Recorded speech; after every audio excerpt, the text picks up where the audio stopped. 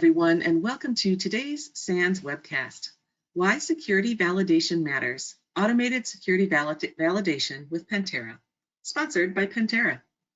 My name is Carol, author of SANS, and I will be moderating today's webcast. Today's featured speakers are Maor Franco, Senior Director of Product Marketing at Pentera, and Matt Bromiley, SANS Certified Instructor. If during the webcast you have any questions for our presenters, please enter them into the questions window located on the GoToWebinar interface at any time. Please note that this webcast is being recorded, and a copy of the slides and recording of this webcast will be available for viewing later today and can be found on the SANS registration page. And with that, I'd like to hand the webcast over to our presenters. Perfect.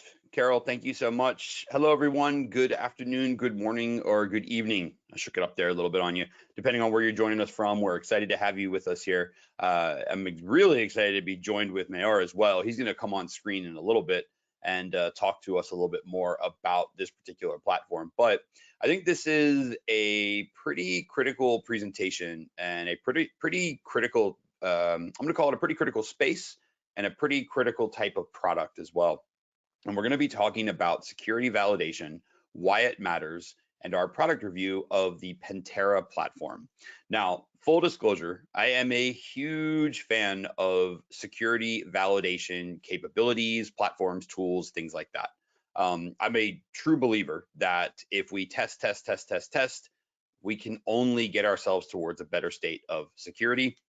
And luckily, we had a chance to get hands-on with Pentera. We had a chance to go through their various capabilities, walk through their platform, see what it looks like to run tests. And I'm looking forward to sharing this with everyone here today. So let's get started. We're going to jump into it. And as always, as Carol mentioned in the very beginning, don't forget that Q&A window is open, everyone. I highly encourage you, if you've got some questions, feel free to throw them in there. When Maor comes on camera, we're going to have plenty of things to talk about back and forth.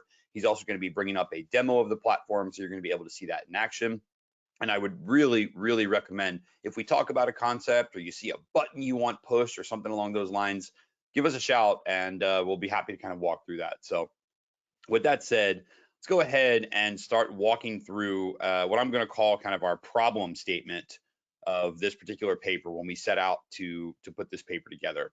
Now, I did take a little bit of a different angle when we put this together.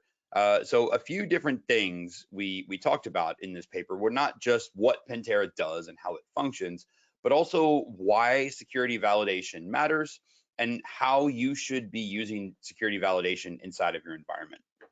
I'm going to see if I can advance a slide. There we go. Perfect. I want to go one more. All right, excellent. So my problem statement really begins with this. Today's threats continue to grow and mature daily as attackers or adversaries discover new techniques. Now, let me kind of quantify that a little bit, because if you read the news lately, you would actually invalidate this statement and you would say, well, Matt, everyone's just using Cobalt Strike, right? So what are you on about?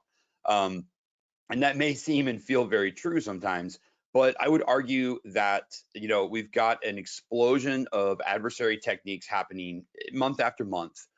There's a wealth of content available on things like GitHub where you can download code, you can utilize those to your advantage. And I guess really what I want to identify with this problem statement is, if I'm an adversary inside of an environment and I need to achieve a particular objective, if I run into a hurdle or a roadblock, I don't need to just give up on my attack. Not that a lot of attackers do.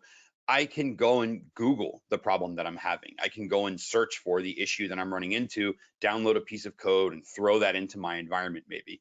So there's like option one. I think attackers have a lot of flexibility these days, unfortunately. Number two, when we get to these robust exploit kits like the Cobalt Strikes of the world, and I remember saying the same thing about Metasploit back in the day. Not that Metasploit's gone away, but it certainly doesn't have as much of the limelight anymore. But if I'm, an adversary and I'm stuck in a thing, well, what automated, capabilities are built within my platform? I may not understand how they work, but I understand it will give me cred. So let's use it, right? And then the third, maybe part of this problem statement, perhaps more of the growth and maturity, is the rapid speed with which attackers can jump and move on vulnerabilities. And I know this has been a really hot topic over the past couple of years or so, and it's really counting the amount of minutes, hours, days between a vulnerability being announced and then a POC being published, and someone taking advantage of it and weaponizing it. And we've had a pretty big slew of remote access vulnerabilities lately. I'm thinking about the Citrixes and the VPN appliances and the Microsoft Exchanges of the world and stuff like that. We've had a lot of vulnerabilities come out for externally facing applications or externally facing services, and attackers are very quick to weaponize those. And that's really what I view as kind of our top 3 issues when it comes to why we should test our environment. It's not that it ever was, but it's no longer this case of, well, if I can kind of do the bare minimums, I'll offset, some of the more opportunistic or commodity-based attacks and things like that. No, now we've got to stay abreast. We've got to stay up front with all of these different techniques and vulnerabilities and methods and TTPs and everything, because attackers can switch on a dime if they need to. And this couples, or I should say it grows exponentially, or this complicates further when I'm asking you to do all of this and fix what's already broken. And this is where we run into kind of that legacy issue that a lot of organizations are still facing. All of the problems I just described are still happening, but it doesn't mean your environment is ready, or was ready yesterday for attacks that were around yesterday. And my point being there is we still have a large number of old vulnerabilities in our environment while attackers are learning more and more. And this, I think, is the driving force for me to want organizations to focus more on testing their environments, understanding the results of a test, and using those to advance your security posture, using those to get a much better, I'm calling it a true advantage for the security team. And when I say true advantage, I mean an advantage that will actually impact attacker success rates inside of your environment. And I think one of the answers to get there, and which Pentera helps us deliver on, is security control validation. And this is perhaps one of the most important questions an organization could ever ask themselves. You purchase a thing, you hire a team, you implement a whatever, insert whatever product or tool or whatever you want. Does it actually work? Does it actually work to stop attacks? It's one thing to say, I have email protection. It's another thing to say, my email is protected. And you can obviously advance that statement throughout your entire organization.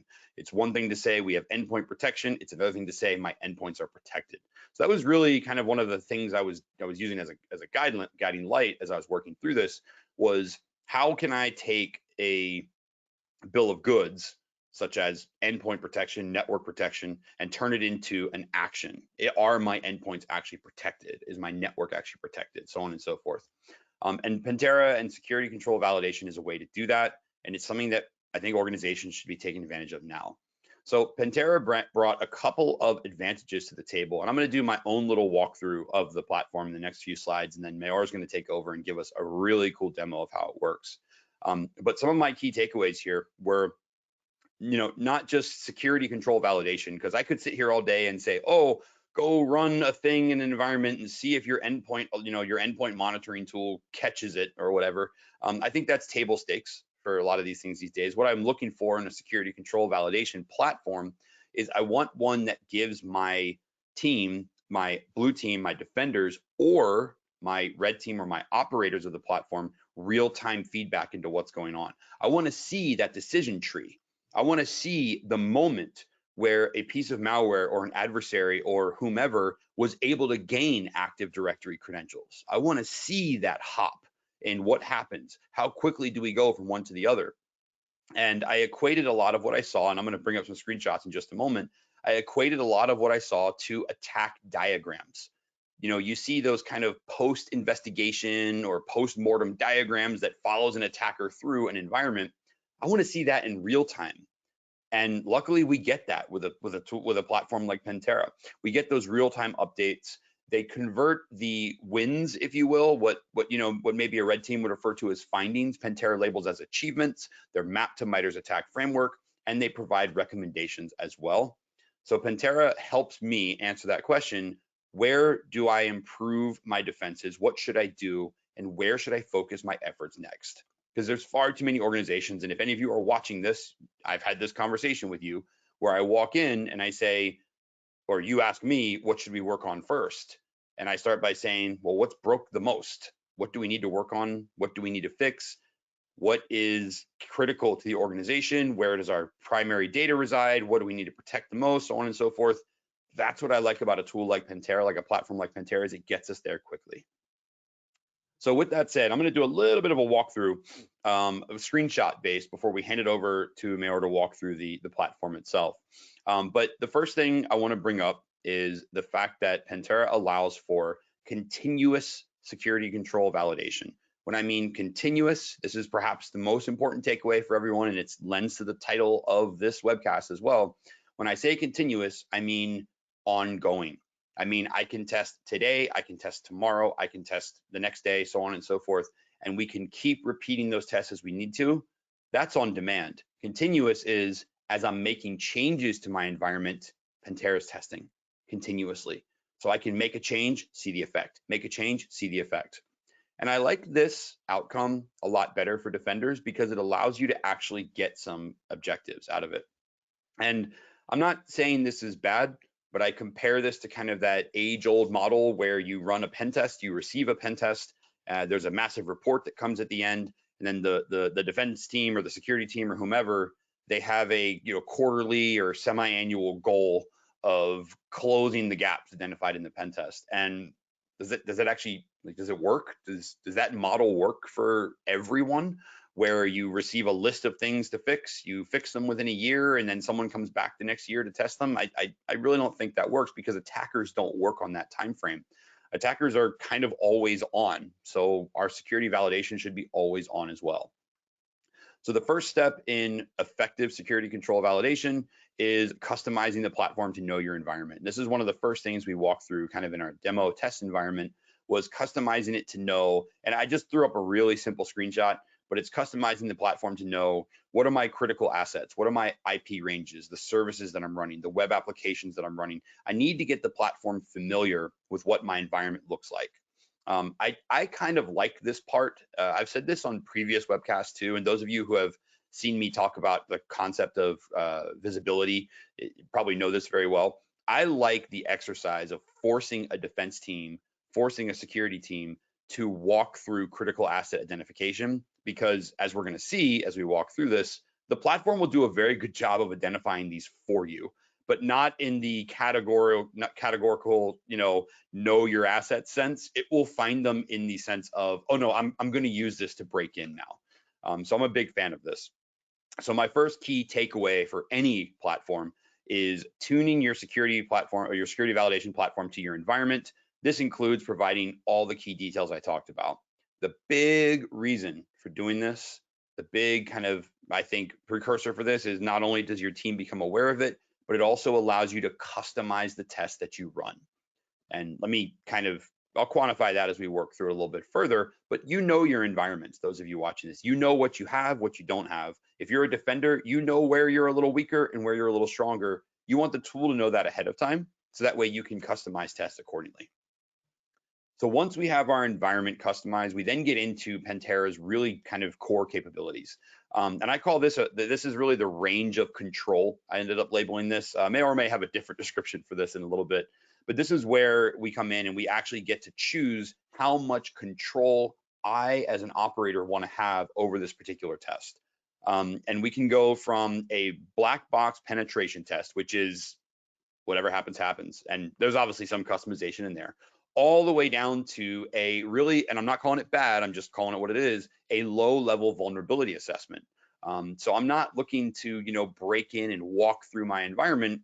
Maybe I just want to scan and look for known vulnerabilities against the applications and services that I've configured or that I have exposed.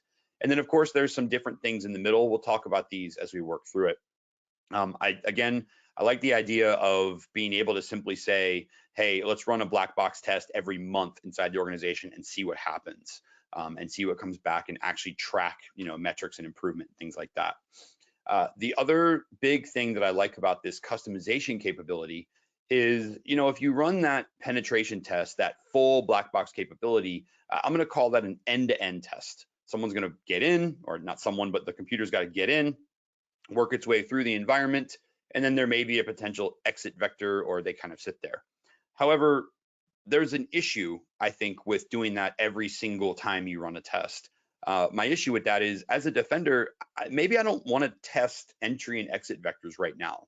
Maybe I want to take a tester or a testing platform and I want to place it right next to my crown jewels, and I want to say, hey, what can you do with this? Maybe I want to place it on a least privileged system that I know is configured with least privileges, so I can simulate like a user workstation or a desktop, and I can say, hey, go from here. So I can change the start points of this, and I can change where in the attacker lifecycle we start our test. And I love this granular control, because what it allows you to do as an organization is answer questions more confidently. And I'll give you a quick example of that. Let's just say, hypothetically, in your environment, you wanted to test some of the more recent Microsoft vulnerabilities that were out there. And the two I'm going to pick on are going to be print nightmare or print spooler issues and Microsoft Exchange. Well, those are two very different applications and services. One of them is an external facing email client. The other one is a driver that's in nearly every Windows system that's out there. If I was to run a test to test our vulnerability or test whether my mitigations of print nightmare actually worked, why on earth would I focus on entry and exit vectors? That's not really where we need to be at. Instead, I would rather have the test focus on, hey, I'm going to put you here.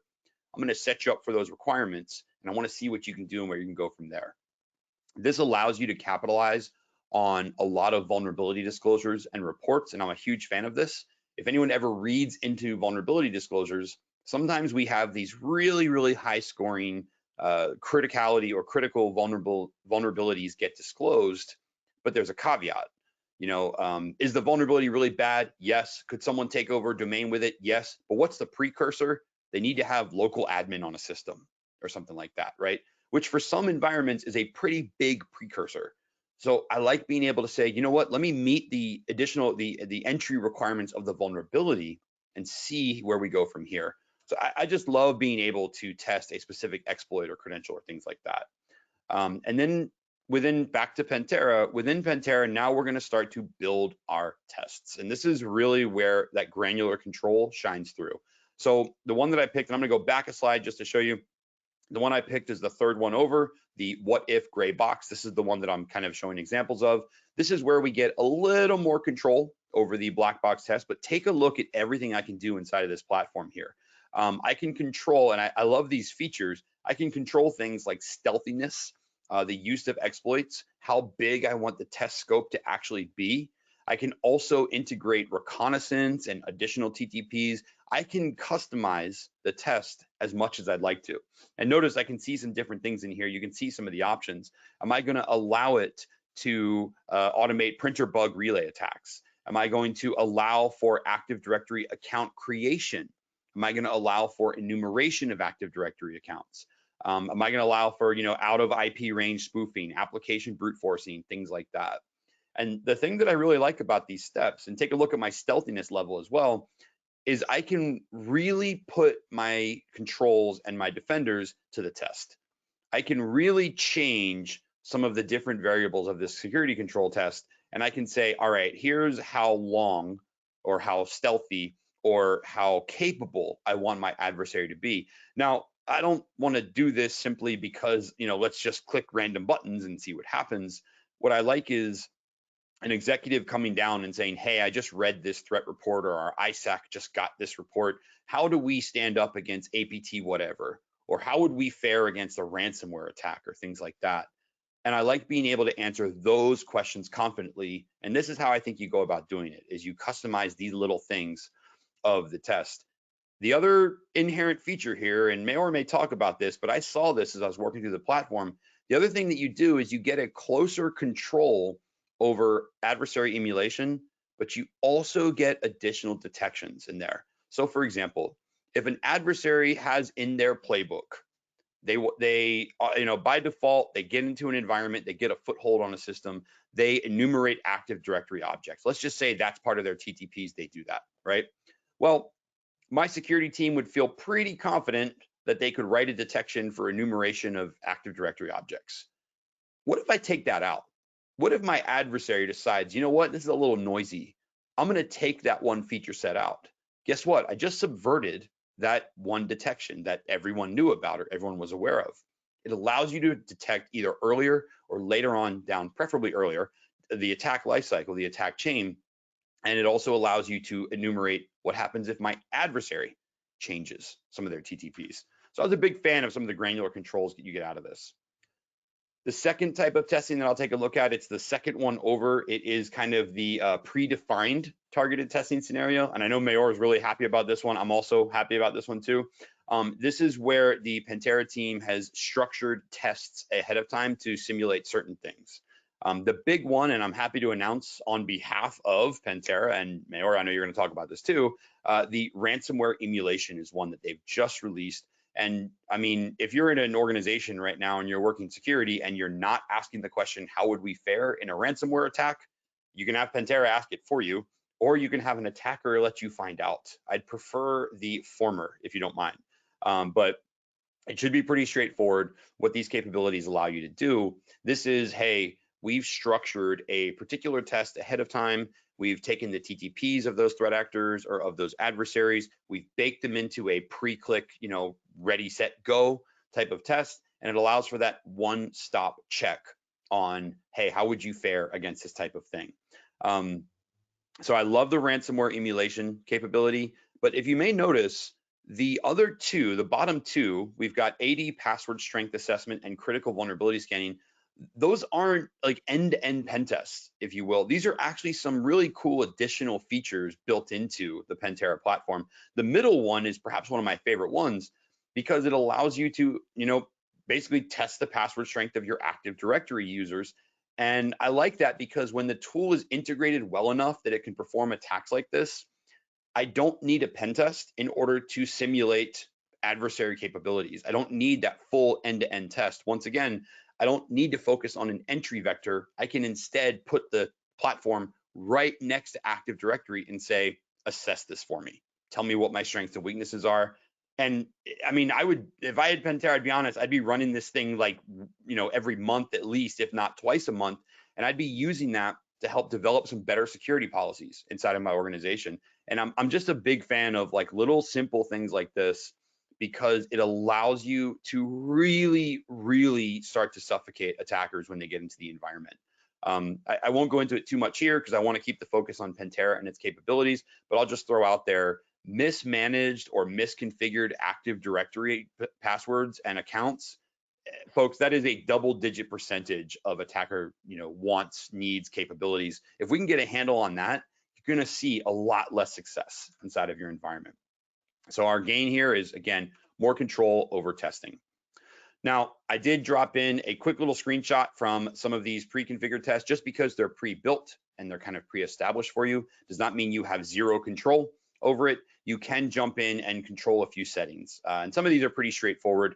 Would you like brute forcing? Would you like us to do reconnaissance, so on and so forth? But even more important, I can also say, hey, I want you to use third one from the bottom, download payloads using living off the land binaries and things like that. I love this type of control where I can say live off the land or bring in your own custom loader or your own custom downloader, because then I can focus on, building detections for both and see how my team fares against both types of things.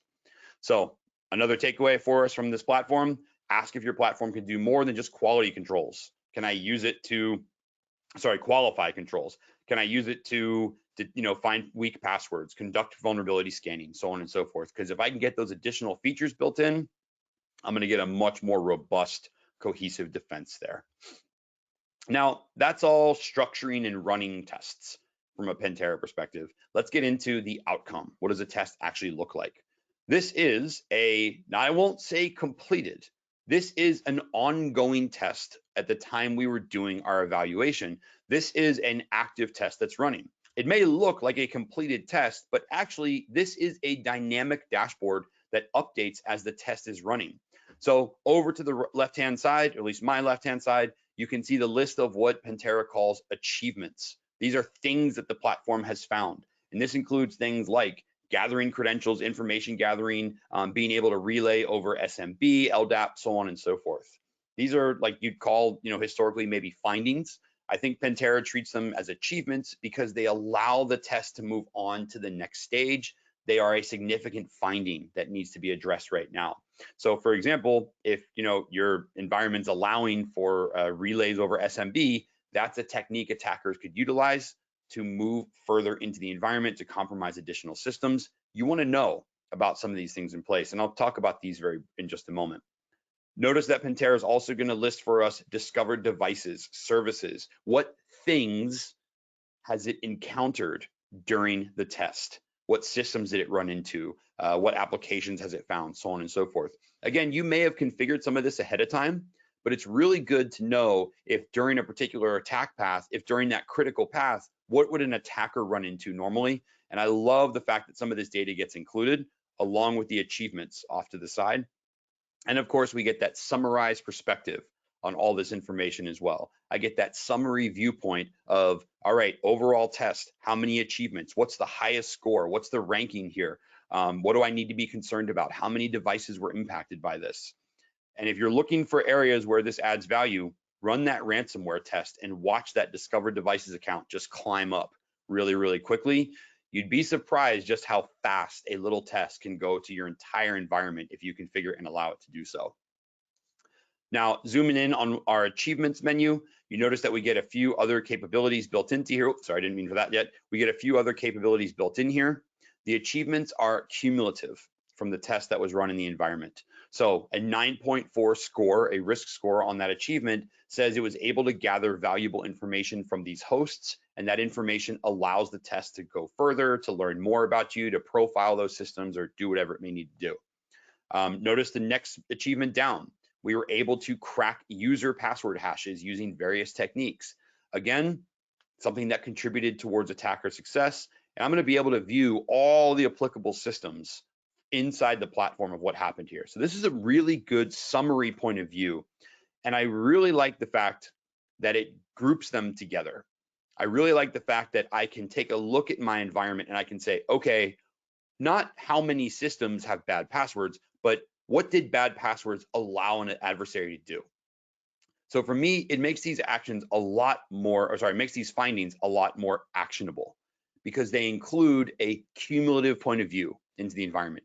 Hey, as an adversary, I was able to perform reconnaissance on and gain valuable information from 5 systems. That's a capability that these 5 systems are affected by. That's something we need to go fix. 3 systems allowed for user password hash cracking. That's something else we need to go fix on. And really, you can't do much with one system. So if I ran a test inside of an environment, a different type of test may come back and it may say, oh, I was able to gather valuable information from 192.168.69.5, and I was able to use that to move to these different systems in the environment. Well, that's useful for patching one system. But what if I want to apply those findings to the rest of the environment? Am I, as a defender, supposed to take that red team action or that pen tester action and apply it to the rest of my environment to see where else it was possible? Pentera does that automatically for us. And we really sum this up very well. One system's findings do not apply to a heterogeneous infrastructure, which means my systems are all different. I don't want to just blanket approach any sort of patching because my systems may have different capabilities and qualities about them. Speaking of achievements, you heard me tee this up already, so this shouldn't be new for us, but the more you know about achievements, the more adversaries know about achievements, the further they can move on down the line. So in this case right here, Pentera also clearly displays for us how adversaries are able to get from point A to point B. And I can utilize those various achievements to see that progression. So in this case right here, I can see a few things such as I can see the relay SMB actually taking place. I can see where my adversary moved from one achievement to the other. I can see, for example, let's see, we've got SMB message signing was disabled. That allowed that system, I'm all the way on the right-hand side, allowed that system for relay over SMB, and then boom, allowed it to move on to gathering valuable information used to further profile the environment. I also dropped in a quick change in the graphic here. Notice that in between my second and third layer of achievements, Pentera also does a really cool MITRE mapping for me, which means I can look at things from a weakness perspective, a system count perspective. I can also look at it from a technique perspective. And I really like seeing some of these things lined up and combined. I'm a big fan of when I can view the same data points in multiple types of threat applications.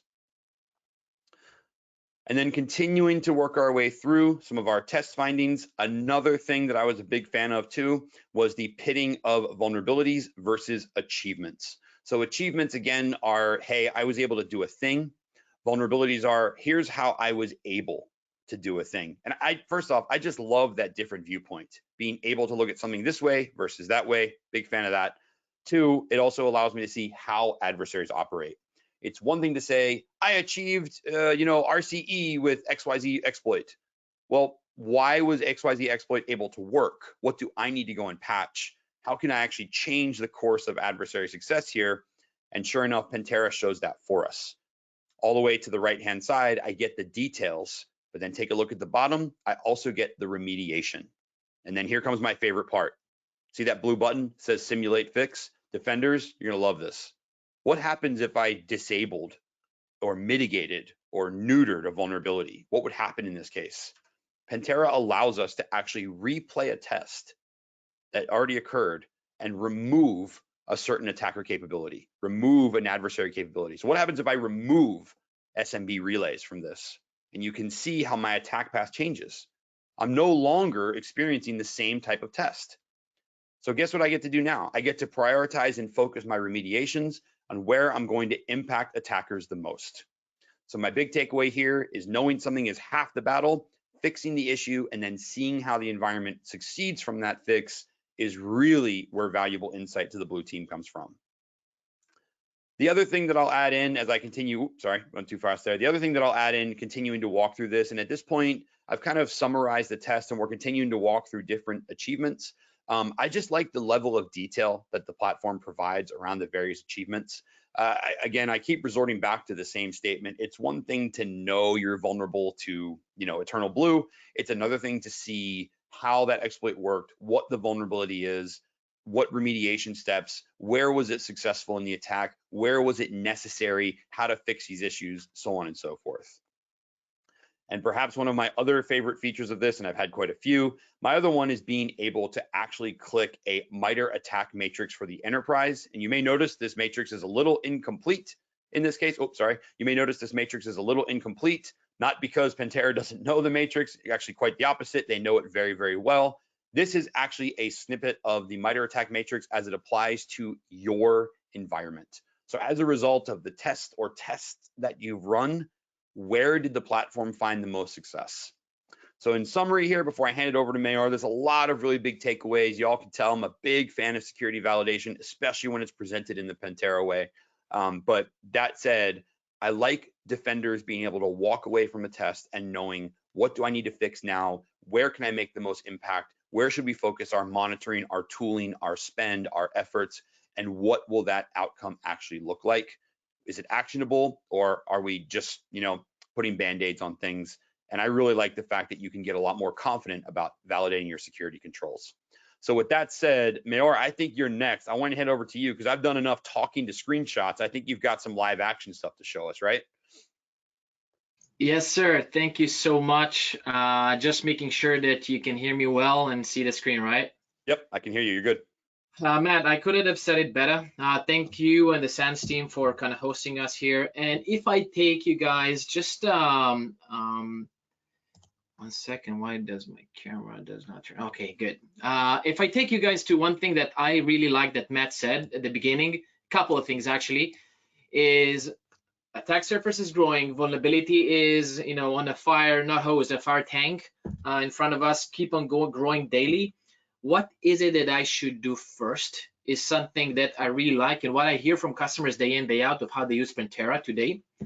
Second thing is, if you're not going to validate your stack or your security program, not just your control, your policy, everything, someone else is going to do it for you. And unfortunately, that's the adversary in most cases. And the vulnerability versus achievements, because vulnerability is a means to an end the way we see it. We want to do the asset discovery, fine. We want to see all the assets you have in your network in a completely agentless fashion.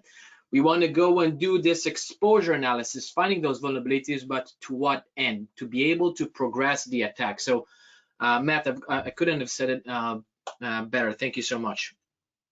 And as we continue this second part of this webinar, I thought, what's better than an example?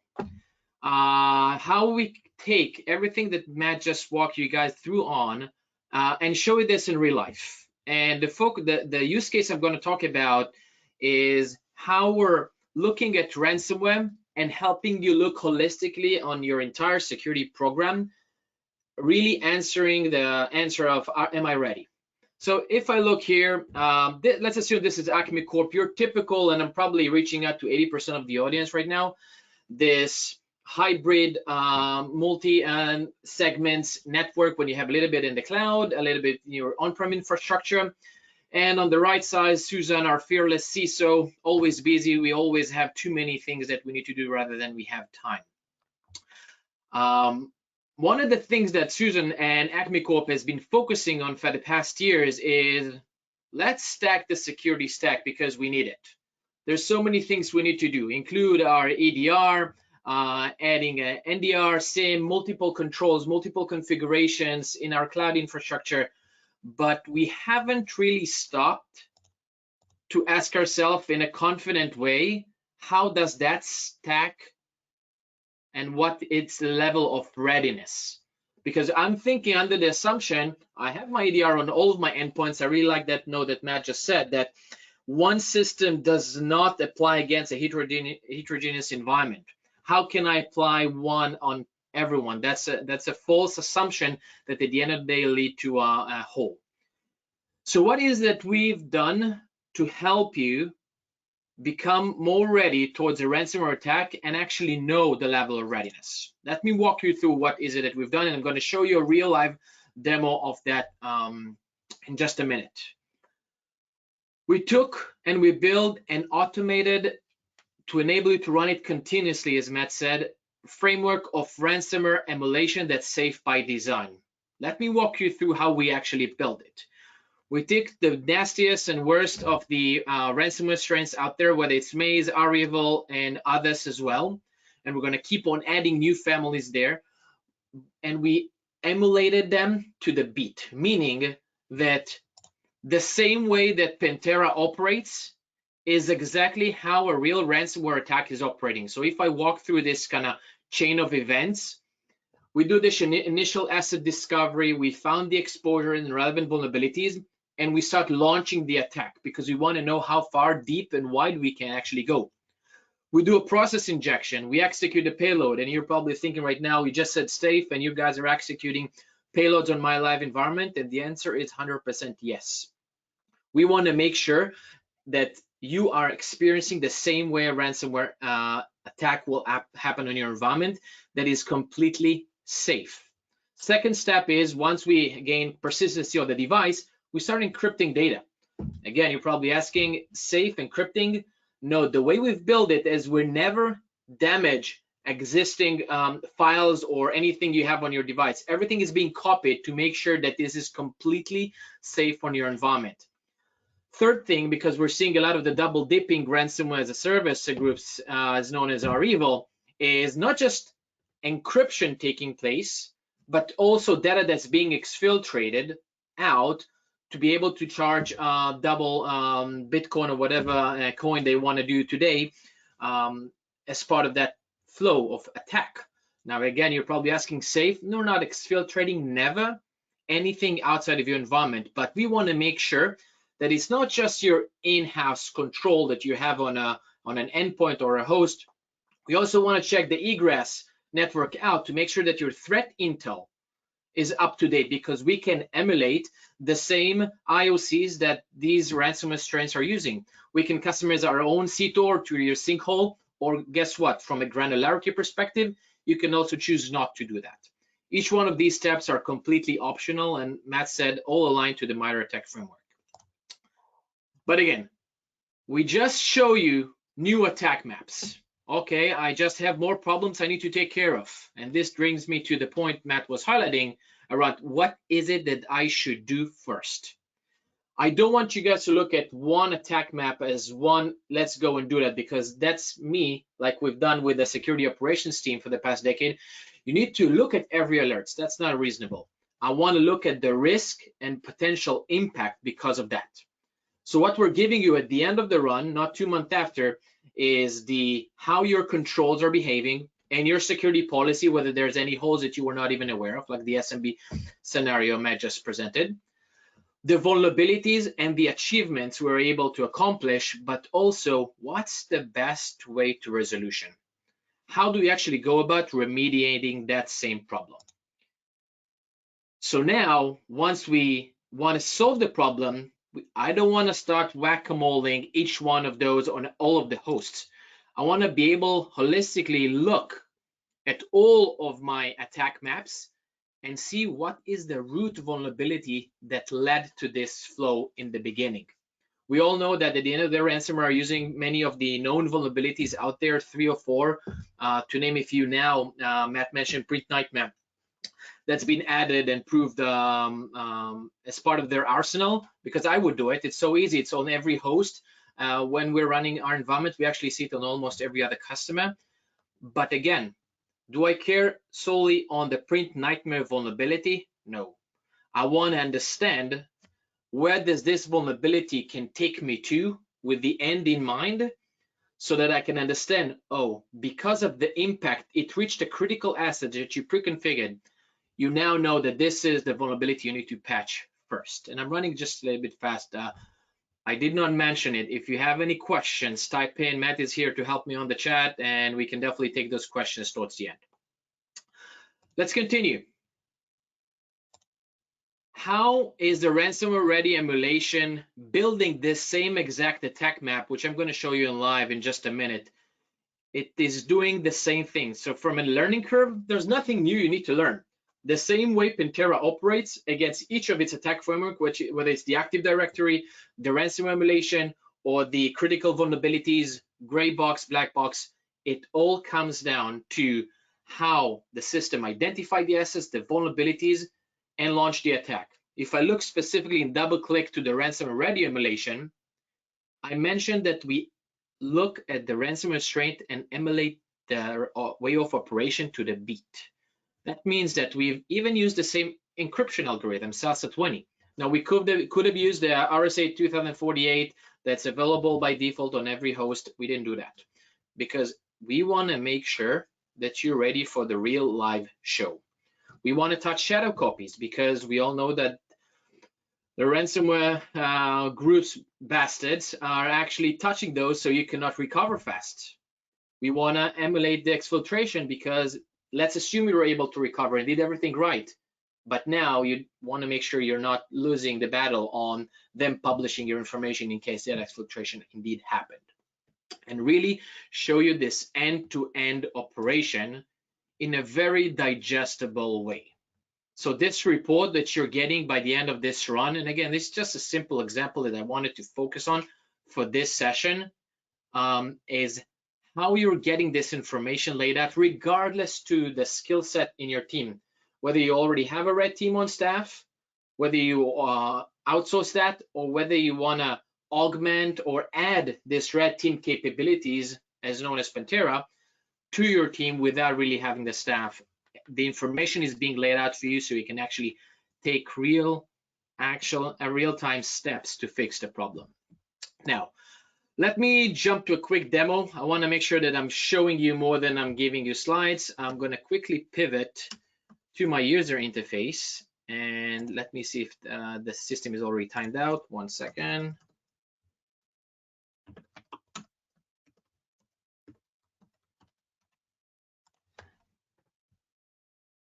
And Matt, if you can confirm that you see my browser as well, just to make sure. Yep, confirmed I do. Thanks, man. So what you see here is the same look and feel that Matt just showed you in this at a glance view of everything that just happened on a specific subnet that I was running this test on. I was specifically running the ransomware emulation framework. And what I'm seeing here is something that Pentera immediately discovered 17 devices. No agents required. Pentera can run without any agents installed across your entire network-wide infrastructure. From there, once we found those assets, we want to start triggering the attack, the same way as the attacker would. And you see here on the left side, there were 234 achievements that were built for all of these assets. And I can take a quick view on each one of those assets because I know this is a critical server and I want to know specifically what happened on this specific environment. But if I click here on the top left, completed ransomware attack kill chain on the host, I see here that there's a specific host that we were able to complete a ransomware emulation framework, and 15 others which we were not able for multiple reasons, whether the controls were operating as they should, and that's a good thing. At the end of the day, we want to validate your successes. We don't want to validate failures. Sometimes we do need to do that so we can go and fix that, but we want to make sure that your intent, the way you design the architecture, whatever it's zero trust, defense in depth, whatever architecture you're using, we are validating that it's working as designed. So if I look at this attack map, completed ransomware, I'm going to zoom in just a minute so you can guys see the entire details, and I'm going to walk you through. There's an option to see the adversary level, and I'm going to click on that quickly to show you. We have mapped each one of the techniques based on their stealthiness, based on their skill set required to operate them, and what we're seeing in the wild to who's really doing that type of tactics and techniques. But you can quickly change it to a MITRE technique. Let's just keep it MITRE technique because this is something that's more appealing to me personally. And the first thing that Pentera does, you can see that once Pentera is in, we started opening a remote control channel on the host so we can start kicking the attack using an NTLM authentication protocol. From there, we continue, progress the attack, and see how wide and deep can we go. We start executing remotely on the host. You can see here the actual execution that we've done.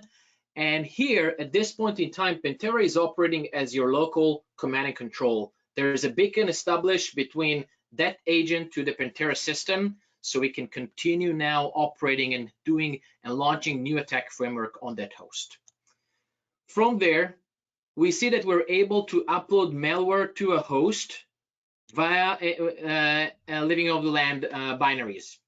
You can see here the injected files that we've used, and here you can also see that your endpoint controls, whatever the alphabet soup of the day is, EPP, EDR, AV, was not able to block that action. Now there's many reasons for that. Either we were able to bypass that, either it was not set up for prevention, only detection, and then you need to make sure that your blue team actually found that event in any monitor tools that you're using. But this is an indicator that needs to turn on a red light for you guys and see right at the beginning of the flow, you should have cut the kill chain already here. Let's continue. Once we've uploaded the malware to a host, we are going to start Pentera executing code remotely on the host. From here, we start payload establishing connection to Pentera command and control server. Again, getting more information because right now there's more information that Pentera was able to gather alongside the attack, and further actions can be taken. Whether you allowed automated approval on those actions or you need to manually do that. It depends on you. The granularity from options is there. And here, once we establish that connection, we're gonna inject payloads to remote processes to gain stealthiness and actually start doing the ransomware attack the same way as the ransomware strains are doing that today. What's happening next? We're generating the encryption key. You can see here, we have the encryption key available for you, the SALSA 20, as I mentioned, the algorithm that's being used. And once we were able to generate the encryption key, we want to start on those hosts that we were able to discover and do all those actions on. Which files are out there?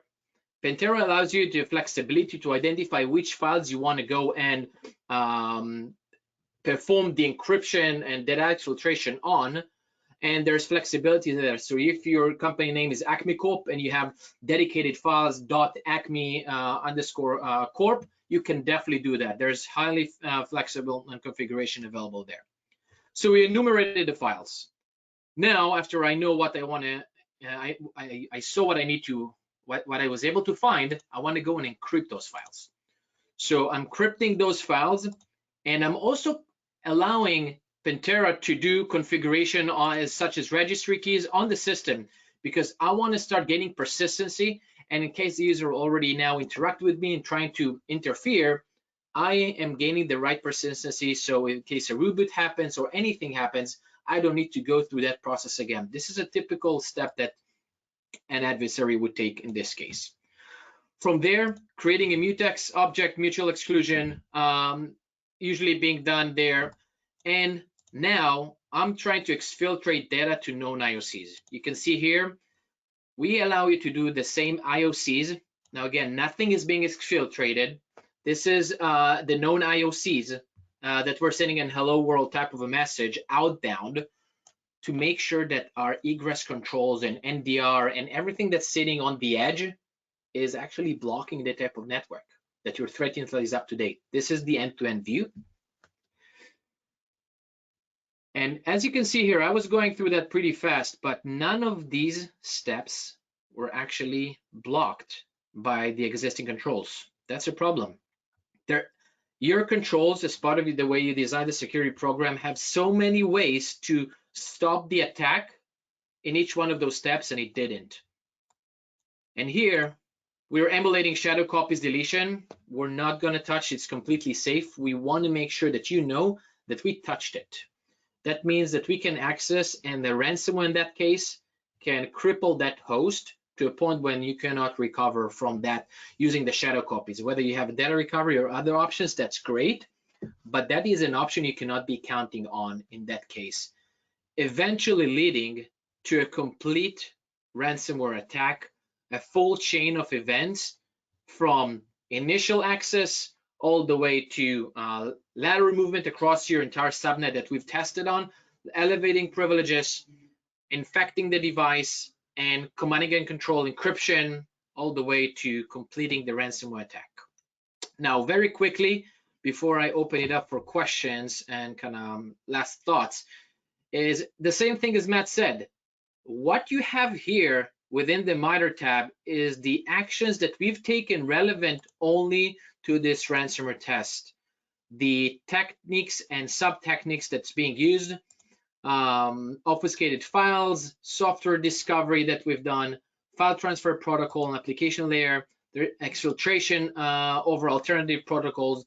But you have now that view, and you can say and hold your controls accountable to, wait, what just happened? I know that you guys, this control should have stopped this. Why this was allowed in, or a blue team did not receive an alert, saw an indicator, or it was not being prevented to begin with because that may be not the configuration in place, or the control is lagging behind. Last thing that I want to show you is how do you consume that, and how do you know where to go next? Because I just showed you more problems. I want to actually show you what is the key things that you're able to understand from that. So within the report that's generated in real time, you can see more information about the specific ransomware strain here.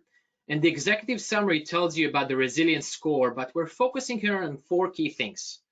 How many achievements and the criticality of those achievements, how we were able to bypass controls, regardless to the controls you have in place, how deep and wide, how many hosts were able to accomplish the ransomware attack on, in this case 17 hosts, but to be honest, it can be 17, it can be 5,000.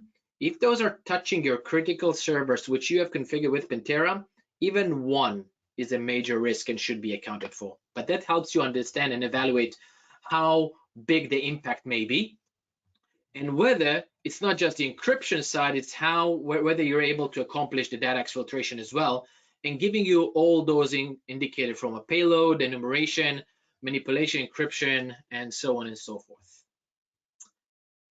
I'm now wanna just quickly pivot to questions in just a bit, but as a call to action for you guys, if you are interested to start trying Pentera and actually try for yourself whether you are ransomware ready, the best way is to use our ransomware free ransomware readiness assessment that I want to kind of put it out there right now. This is a 1-day proof of value that we can help you evaluate whether you're ready or not, and really answer that question confidently. You're getting way more, but this is something I want to put out there. So thank you very much. And without further ado, Carol, probably over to you in case there's any questions that were thrown in the chat. All right, thanks for that great presentation. We do have some questions ready for the Q&A. However, if anyone has a question for our presenters, please enter it into the questions window now. The first one asks, does the Pentera platform require agents to be installed on the network prior to full operation? That's a great question. I can take it, Matt, or, Go for it. That is a Pentera question. That is all you, sir. Yeah, the quick and very simple answer is no. If I look back to the reason of that is when our founder built and established Pentera, he was an experienced red team and he said, no cheating. I want to do the work the same way adversaries do. And they do not have a pre-installed agent on your host, allowing them to laterally move and hop between environment. So the Pentera platform from a TCO perspective, you click play and it's actually running. There's no agents or any heavy lifting that is required on that front. All right, thank you. How is Pentera different from a traditional breach and attack simulation tool? That's also a great question. You take that first, and then I'll add some comment on the end. Yeah, you go first. You go first. So one of the big differences as I was walking through it, as someone who's done a fair amount of adversary and breach simulation and whatnot, I think knowing the intricate steps along the way is one of the areas where Pentera is a little bit different. For example, it's one thing for me to write an adversary emulation that results in the theft of key data files, if you will, but I write that in a way that I'm kind of stepping through the attack to happen. So, for example, I'm going to send in a spearfish and then open the file and launch a reverse shell and so on and so forth. Pentera, first off, is automated. That's one key advantage it has. Second, it also allows you to explore the other what ifs that could happen as a result of such an incident or such a breach and things like that. So personally, I think one of the big differences is, again, the ability to customize, the ability to let the platform be a little bit more flexible.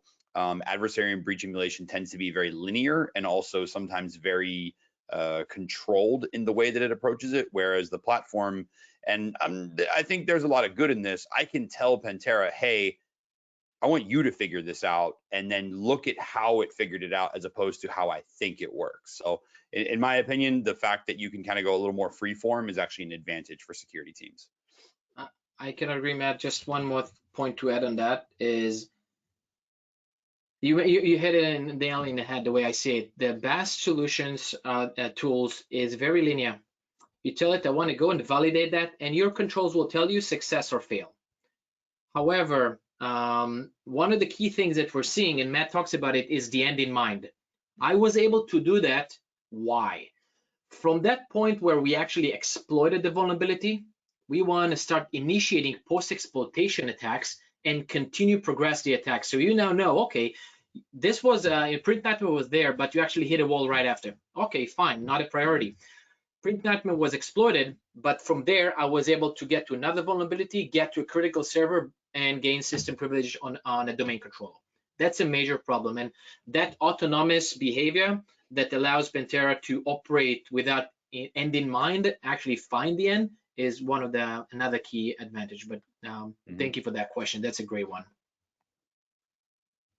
All right, well, that's all the time we have for today. Thank you so much, Maor and Matt, for your great presentation, and to Pentera for sponsoring this webcast, which helps bring this content to the SANS community.